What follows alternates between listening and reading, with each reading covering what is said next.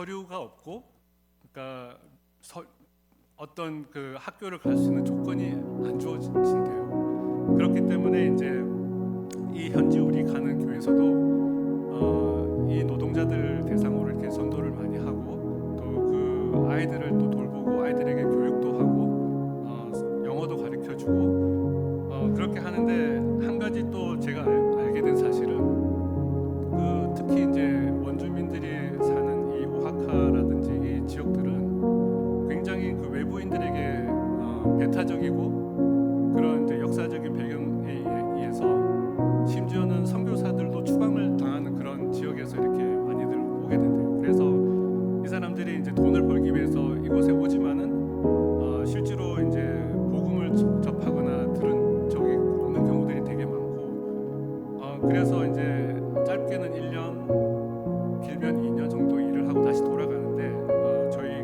현지 멕시코에 있는 교회에서 하고자 하는 그런 사역들이 뭐냐면은, 거기에 온 노동자들에게 이제 복음을 전하고, 그 사람들이 다시 그 지역으로 돌아갈 때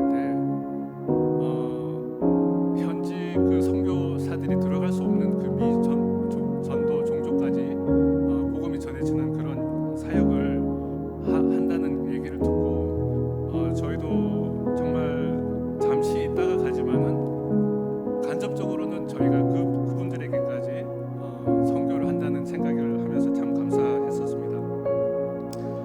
저희가 이번에 가서도 이제 한 사역 중에 하나가 이제 건축 사역이 있었습니다. 그래서 작년에 집을 그 교회 성도님들 한 분 이제 집을 지어드렸고, 올해도 그 성도님들 중에서 한 분을 이제 건축 사역을 하였는데, 이제 미리 저희가 돈을 보내고 저희가 가기 전에 이제 바닥 공사하고 벽 공사하고, 저희가 가서는 이제 마무리 이제 페인트하는 작업들을 하고, 또 우리 송인성 집사님이 이제 또 건축을 하시기 때문에 또 마무리 공사 같은 걸 저희가 했는데,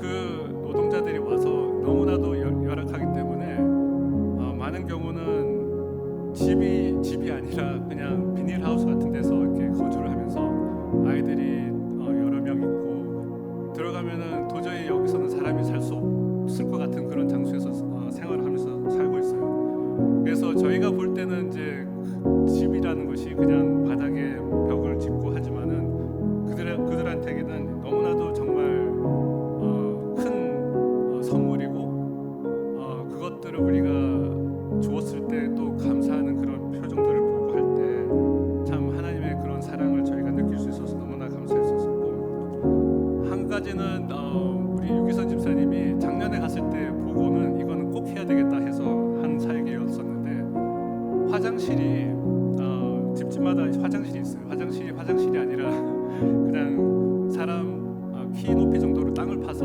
거기다가 그냥 이제 한 사람이 들어갈 정도로 있는 푸세식 화장실이에요. 근데 이제 그게 환기가 안 되고 하니까 너무나 이제 냄새가 나고 하니까 그거를 어떻게 좀 해야 되겠다 하셔서, 이제 유기선 집사님께서 그 배기할 수 있는 배기관을 준비하셔가지고 배기관을 만들고, 그다음에 장판하고 이제 화장실 뚜껑을 만들어 줬었어요. 그래서 한 4군데 5군데를 이렇게 만들어 주셨는데, 저희가 생각할 때는 별거 아닌 것 같은데, 그 다음 날 이제 그 교회 가서 그 성도님 한 분이 그거를 보시고는 너무나 좋아서 저를 안아주시면서 이렇게 그 환기가 이제 냄새를 빼주니까 너무나 그게 감사하다고 그런 말씀을 하셨어요.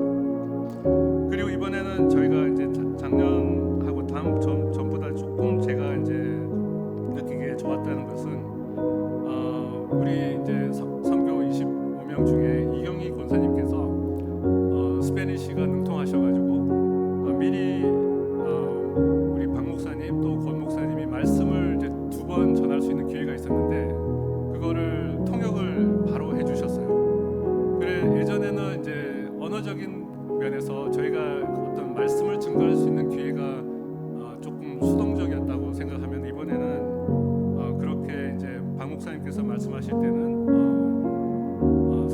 오병이어의 주제로 복음을 전할 수 있어서 할 때 그 성도님들이 그 말씀을 그대로 받고 이렇게 그 반응하는 것들을 볼 수 있어서 참 이번에는 뜻깊었다는 생각을 하였습니다. 여름성경학교를 두 차례 하였었는데 이 또한 예전에는 그 현지 교회 이제 스태프들이 좀 주도해서 이렇게 많이 하였다면 이번에도 저희 중고등부 아이들이 선곡도 준비하고 여러 가지를 준비를 하여서 선곡을 예전 같은 경우는 이제 보통 인터넷상에서 있는 것들을 자료를 보고 이렇게 했는데 이번에는 직접 만들었어요. 그 욥기에 관한 주제로 선곡을 본인들이 우리 아이들이 만들고 또 그 라파엘 목사님이 이제 전해주고 그래서 참 좋았다는 생각이 들었었고 가정 방문을 하는 시간들을 저희가 또 가졌습니다. 그래서 교회 현지 성도님들과 같이 어려운 가정들을 방문하여서 어떤 분들은 이제 몸이 불편하셔가지고 이렇게 집에서 나올 수도 없는 분들이 계셨는데 가서 기도 제목들을 듣고 또 우리 특별히 우리 중고등부 어린아이들한테는 직접 그분들을 위해서 기도할 수 있는 그런 시간들도 있어서 참 좋았다는 생각이 들고 그 깜뽀라고 그 많은 사람들이 그 지역에 와서 이렇게 거주하면서 합숙하면서 이렇게 지내는 그 장소가 있는데 일반인은 들어갈 수가 없어요. 그래서 작년에는 저희가 그 안을 들어가려고 기도를 많이 했는데 여러 가지 이유 때문에 들어가지 못했었는데 올해는 허락을 받았었어요. 마지막에. 그래서 가서 대신 이제 그 사람들이 사는 그 막사 같은 경우 사진 같은 거 찍는 거는 못하게 하는 조건으로 그 안에 있는 마을에 들어가서 그 마지막 집회 나올 수 있도록 이제 전도하고 말씀드렸듯이 거기에 머무는 사람들이 대부분이 다 타지에서 온 사람들이고 정말 낮에는 일을 하고 밤에 겨우 와서 이제 저번에 예전에 갔을 때 그 막사에 들어가서 보면은 정말 한 방에 열 몇 명이 그냥 사는 거예요. 너무나도 열악한 상황인데 그 현지 교회 목사님도 그들에게 복음을 전하고자 그 깜포 바로 앞에다가 땅을 구입해서 이제 거기에서 집회를 가질 수 있도록 그렇게 인도하셨습니다. 주방 사역도 너무나 수고 많이 하셨었고요. 저희 선교팀 25명뿐만 아니라 여름 성경학교 마을 잔치할 때 매번 음식을 준비하시고 특별히 이번에는 운전하시는 분이 좀 부족해서 운전하시는 분들이 많이 고생을 하시고 또 돌아올 때 좀 걱정을 했었습니다. 왜냐하면 트럼프 행정부 이후로 단속을 심하게 한다고 해서 실제로 이제 저희가 거의 시민권이긴 하지만은 영주권인 분들도 계셨고 또 저희 와이프의 조카도 와서는 이제 한국에서 방문 중인데 그냥 관광 비자로 왔는데 데리고 갔어요. 하고 우리 권 목사님 같은 경우도 종교 비자였었고 혹시나 문제가 되지 않을까. 그래서 국경을 티와나로 넘지 않고 떼까떼라는 곳으로 이제 돌아서 갔는데 작년에는 3시간을 기다렸었어요. 근데 이번에는 어떻게 된 일인지 저희가 도착했을 때 차가 없었고 거의 바로 통과했었고 아무런 서류상 문제를 제기하지 않았기 때문에 정말 저희가 멕시코를 많이 갔었는데 이번 같은 일은 처음이었던 것 같습니다. 그래서 5분 만에 통과하는 그런 또 길을 열어주시는 하나님의 은혜가 있었습니다. 아무튼 저희가 짧은 일정이 단기 선교를 통해서 매번 고민하는 것은 우리가 정말 무엇을 할 수 있을까, 가서 어떻게 그곳에 우리가 줄 수 있을까 그런 부담감을 가지고 가는데 매번 느끼는 것은 갈 때마다 하나님께서 더 저에게 많은 것을 부어주시고 또 축복하시는 것들을 느끼고 돌아오는 것 같습니다. 그래서 특별히 우리 중고등부 어린아이들이 가서 정말 굉장히 일정이 빡빡한 그런 일정이었는데 아무런 불평도 하지 않고 정말 섬기는 모습을 보고 참 감사했었고 저희 교회 다음 세대를 향한 어떤 소망들을 가지게 되었습니다. 그리고 선교에 동참하신 모든 분들 또 우리 중보 기도팀도 계속 기도해 주시는 거 저희들 알고 있었었고 하나님께서 함께 하시는 그런 사역들 볼 때 참 감사했었고, 제가 느낀 것은 정말 하나님께서 한 영혼을 지금도 너무나도 소중히 여기시고 쉬지 않고 하나님이 역사하시는 그런 것들을 바라볼 때 너무나 감사드렸고, 이사야서 9장 2절의 말씀에 흑암에 행하던 백성이 큰 빛을 보고 사망의 그늘진 땅에 거하던 자에게 빛이 비치도다. 저희가 짧은 시간 선교지에서 말씀을 전하고 섬겼지만은 그들 삶 가운데 역사하시는 것은 하나님의 능력이라고 믿습니다. 그래서 예수님의 그 복음이 그 사람 한 사람 한 사람 삶 가운데 빛이 되셔서 역사하실 것을 기도하고 모든 영광 하나님께 돌려드립니다.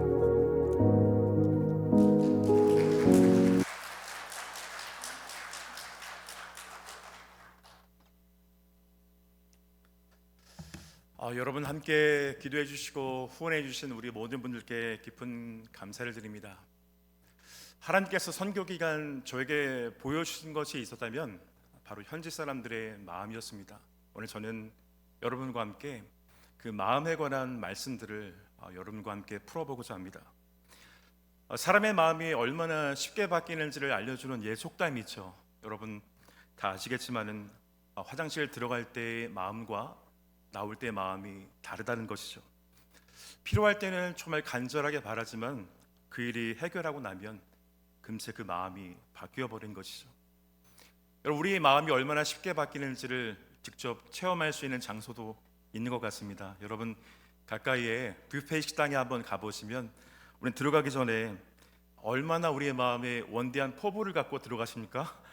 모든 것이 다 하나씩 먹어버리라, 꼭 본전을 뽑고 말 것이라는 그 기대감에 들어가지만 식당을 나오는 그 발걸음 앞에서는 금세 바뀌어진 우리의 마음을 돌아보게 되죠. 괜히 왔네, 별거 없네라는 그 후에 막심한 우리의 마음들이 바뀌어질 때가 있는 것 같습니다. 이 들어갈 때와 나올 때의 마음이 다르고 기대와 만족 사이의 간격이 얼마나 큰지를 보여주는 실제적인 체험의 장소가 아닌가 생각합니다. 그래서 우리 철학자 파스칼은요, 인간의 마음을 흔들리는 갈대라고 표현을 하기도 했습니다. 우리의 마음은 그런 것 같아요. 상황에 따라, 이익에 따라, 감정에 따라 우리의 마음이 쉽게 흔들릴 때도 있는 것 같습니다. 비단 여러분 우리의 마음뿐일까요? 우리 영적인 마음은 어떨까요? 사도행전에 보면 베드로가 성령에 충만하여서 설교할 때 3,000명이 회심을 하게 되죠. 또 스데반 집사가 설교할 때 성령의 충만한 임재가 임하여서 그곳에 있는 많은 분들이 회심하게 됩니다. 그런데 여러분 성경을 유심히 보면 그곳에도 두 가지 색다른 마음이 공존해 있었음을 우리는 알 수 있습니다.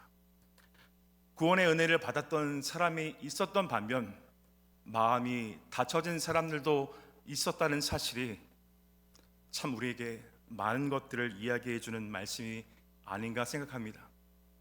오늘 여러분과 함께 읽은 레위기 10장 말씀은 하나님의 진노로 죽임을 당했던 나답과 아비후에 관한 말씀을 기록하고 있습니다. 여러분 그들은 왜 죽임을 당했던 것일까요? 1절 말씀에 보면은 그런 말씀을 고백하고 있습니다. 여호와께서 명령하시지 않은 불을 가지고 하나님께 예배를 드리다가 그 잘못된 예배로 죽임을 당하게 됩니다. 학자들은 두 가지로 이야기를 왜 그들의 죽임을 당했는지를 두 가지로 보고 있어요. 하나는 하나님께서 명하시지 않은 그 불로서 예배를 드리다가 죽임을 당했고, 두 번째로는 그들이 제사를 드리러 들어갈 때 술에 취해서 또 그 예배를 인도했을 것이다 라는 추측을 하게 됩니다. 자, 그런데 중요한 것은 여러분 오늘 레위기 10장 말씀을 집에 돌아가셔서 깊이 묵상하시다 보면은 하나님 앞에 죽임을 당했던 또 다른 이유, 또 다른 연유를 우리는 발견하게 됩니다. 바로 그것은 그들의 마음에 심각한 문제가 있었기 때문이었습니다. 자, 이 부분을 조금 더 살펴보기 위해서 오늘 본문 말씀 속으로 한 걸음 더 들어가 보고자 합니다. 자, 여러분 모세의 형이자 제사장의 직임을 담당했던 아론은요, 4명의 아들이 있었습니다. 하나님의 말씀에 따라 그 가족 모두는 예배를 섬기며 제사를 집례하는 그 역할들을 감당해야만 했습니다. 그런데 하나님을 경홀히 여긴 대가로 그 하나님의 진노로 말미암아 하루아침에 4명의 아들 중 2명의 아들 나답과 아비후가 그 자리에서 죽임을 당하게 됩니다. 여러분, 이 말씀의 문맥 속에서 우리가 함께 느껴야 될 심정이 하나 있다면 바로 아버지 아론의 심정일 것입니다. 이 아론의 심정이 과연 여러분은 어떠했을까요? 성경은 직접적으로 이 아론의 마음을 이야기하고 있지는 않지만 문맥상 우리는 한 가지 감정을 발견하게 됩니다. 바로 자식을 잃은 그 참담함과 슬픈 마음이 공존했을 것입니다. 부모의 심정이라면 다 모두가 공감할 얘기예요. 아마도 자식의 죽음의 책임을 자신의 책임으로 전가하거나 심한 죄책감에 사로잡히지는 않았을까, 그렇게 생각을 하게 됩니다. 여러분은 그 복잡한 심경, 아버지 아론의 마음들을 여러분 헤아리고 계십니까? 아마도 당장이라도 이 아론은요, 제사장의 직분을 내려놓고 싶었을 것입니다. 그런데 그렇게 할 수가 없었죠. 이 사건 이후 하나님은 계속해서 아론과 남은 2 아들에게 그 제사장의 직분이 멈춰지지 않도록 계속해서 명령하십니다. 예배가 끊어지지 않을 것을 말씀하시죠. 하나님이 그들에게 의도하셨던 것은 그거예요. 하나님을 예배하는 것이 내가 하고 싶으면 하는 것이고 내가 하기 싫으면 관두는 것이 문제가 아니라, 선택의 문제가 아니라요, 하나님을 예배하는 것은 어떤 상황과 어떤 환경에서도 도저히 멈춰서는 안 될 중요한 사명의 자리임을 우리에게 말씀해주고 있는 것입니다. 그런데 여러분, 이 사건이 여기서 끝나지 않습니다. 더 심각한 상황이 그들의 눈앞에 펼쳐지게 되죠. 나답과 아비후의 죽음 후에 아론과 남은 2 아들이 예배를 인도하다가 크나큰 실수를 범하게 됩니다. 실수였는지 의도였는지는 이야기하고 있지 않지만 하나님께서 명하신 제사의 원칙을 깨트리는 중요한 과오를 범하게 됩니다. 이 아론과 2 아들이 속죄제라는 제사를 드립니다. 레위기에 보면 이 속죄제를 드릴 때 지켜야 할 중요한 원칙 하나를 말씀하십니다. 바로 제사를 드릴 때 제물을 다 태워 없애서는 안 되었습니다. 남은 제물을 제사장들이 거룩한 곳에 들어가서 구별하여서 그것을 먹어야만 했던 것이죠. 이것이 하나님께서 그들에게 명령하신 원칙이었습니다. 그런데 여러분, 아론과 그의 2 아들이 그 원칙을 깨트리게 됩니다. 어떠한 일이 있었는지 우리 16절 말씀을 함께 읽어보겠습니다. 함께 읽습니다.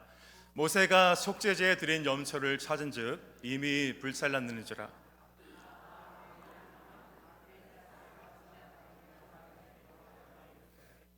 여러분, 엄청난 사건이 일어나게 됩니다. 제물로 다 태워서는 안 될 염소를 다 불살라 없앤 것이었죠. 뭘 잘못한 것일까요? 예, 맞습니다. 제물을 태워서는 안 되고 제사장들이 그 남은 제물을 거룩한 곳에서 구별하여서 그것을 먹어야만 했습니다. 이 사실을 알게 된 모세가 형 아론에게 노를 바라게 되죠. 왜 그렇게 화를 냈을까요? 맞습니다.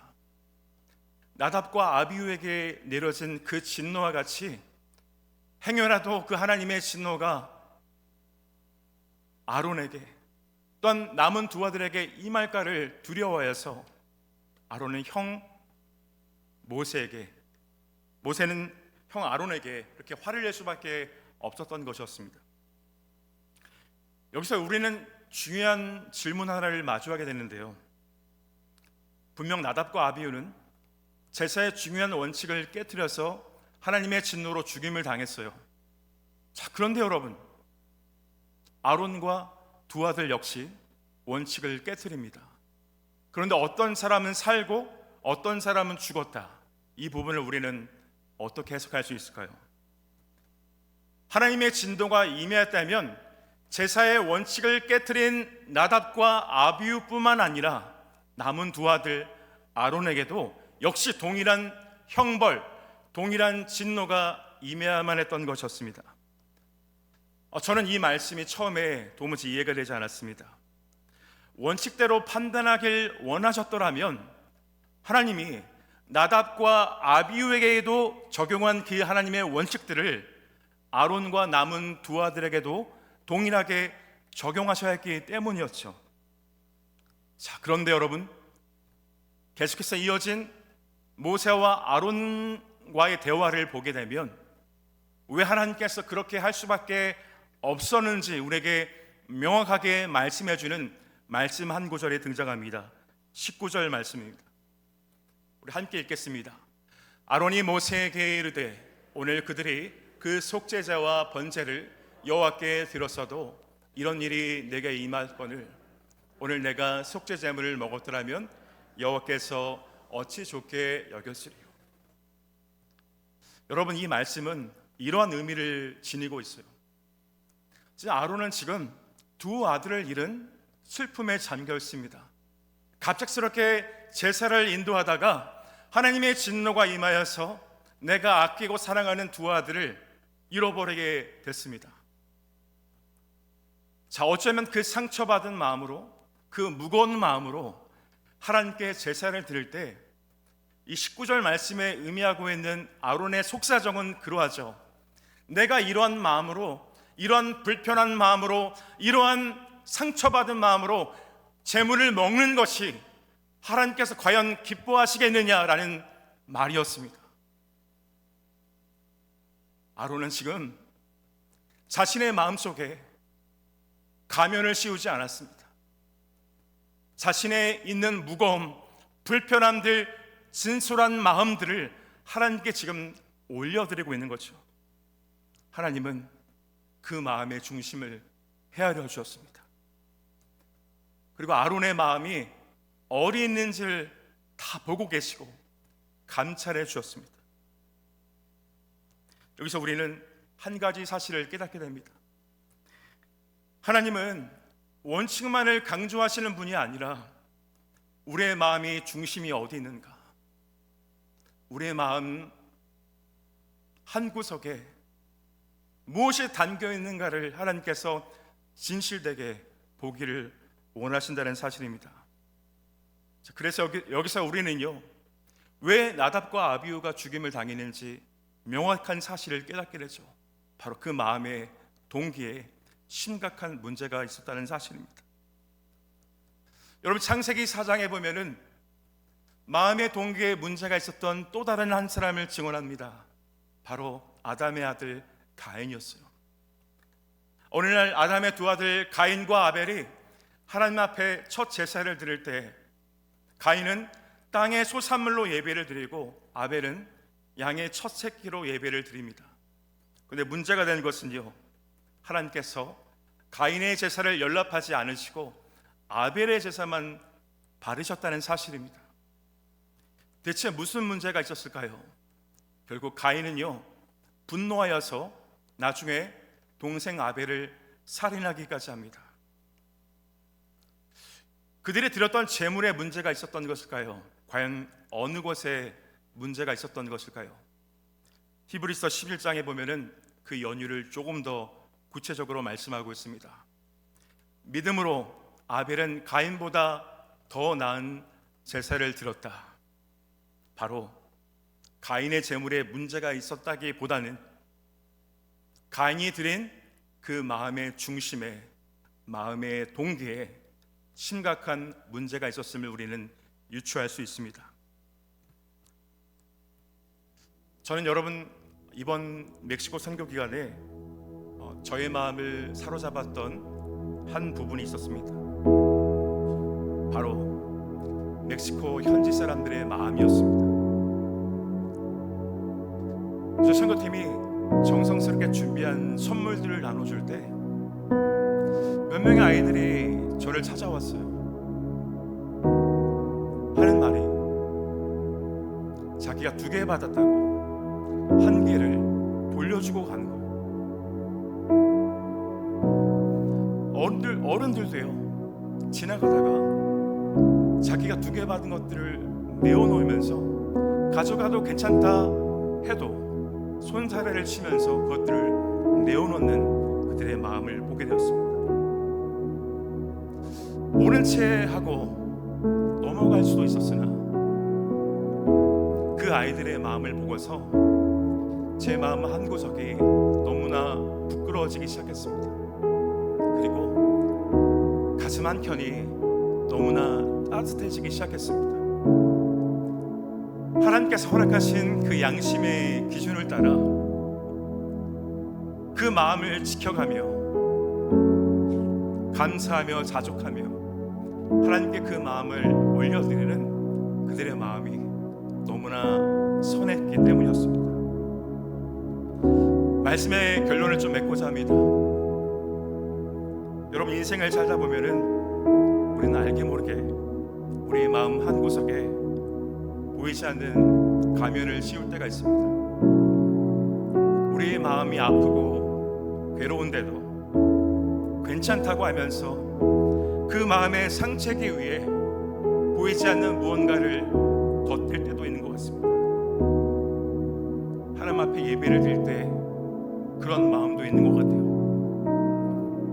설교가 들어오지 않고요, 찬양이 되지 않고 가슴 한구석에 불편한 사람들이 떠오르는 그 마음의 아픈 시간들이, 불편한 시간들이 저와 여러분에게도 찾아올 수 있다는 사실입니다.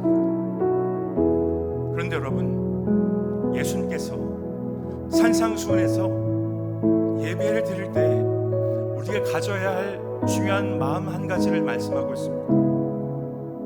예물을 드리려다가 형제들에게 원망 들을 만한 일이 생기거든 그 예배를 잠시 멈추고 그 형제와 화목하고 다시 예배를 드리라. 이 말씀이 무엇을 의미하냐면요, 모르는 사람과 화목하고 이런 것이 아니라 우리의 마음의 중심, 그 진솔함으로 우리 하나님께 나아간다는 것이죠. 겉으로는 예배를 드리고 기도한다 할지라도 우리의 마음의 동기가, 마음의 중심이 그렇지 않다면 하나님께서 그 예배를 얼마나 기뻐 받으시겠습니까? 사랑하는 성도 여러분, 하나님은 우리의 마음을 결코 정죄하지 않으십니다.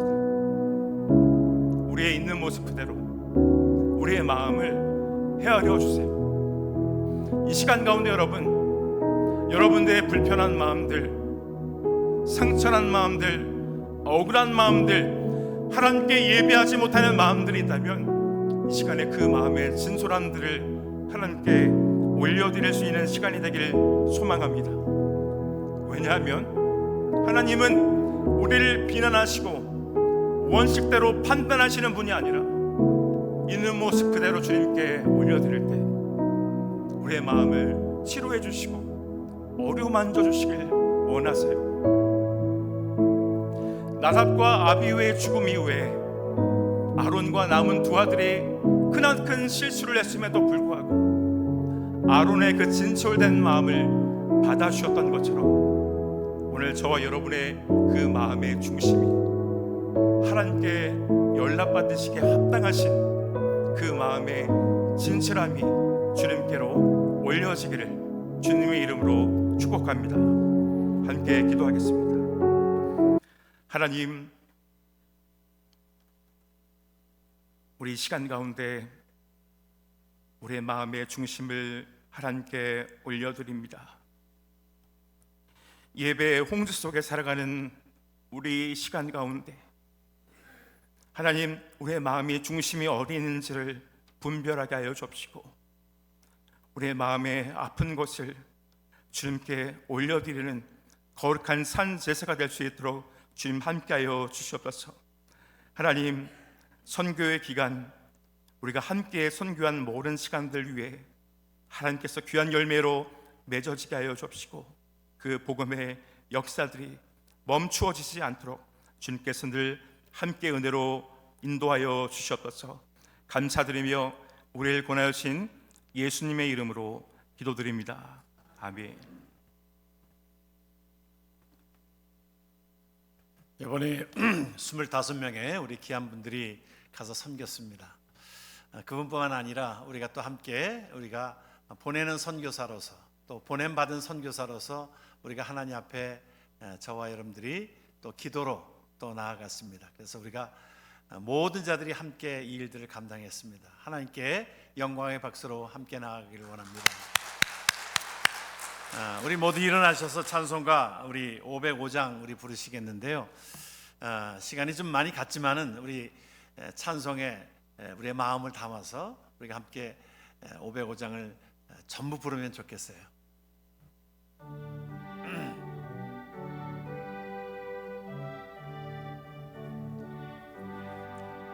온 세상 위하여 나 복음 전하리.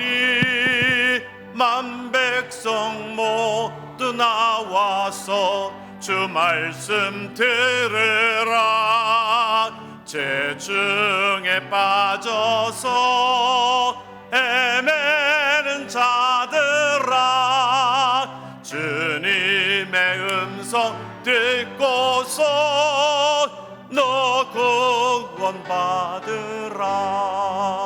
전하고 기도해 매일 증인 되리라. 세상 모든 사람 다 듣고 그 사랑 알도록 온 세상 위하여 이 복음 전하리.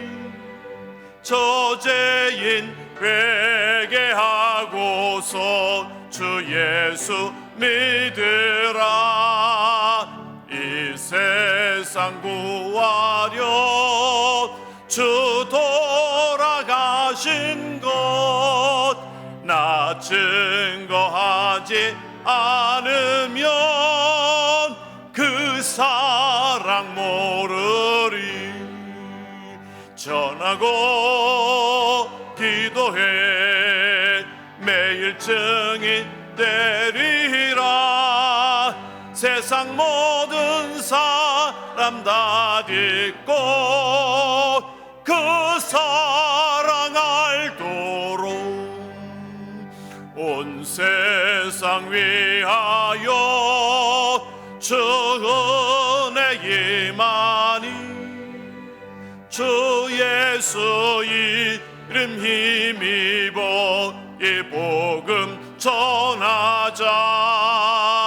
먼 곳에 나가서 전하지 못해도 나 어느 곳에 있든지 늘 기도 힘쓰리.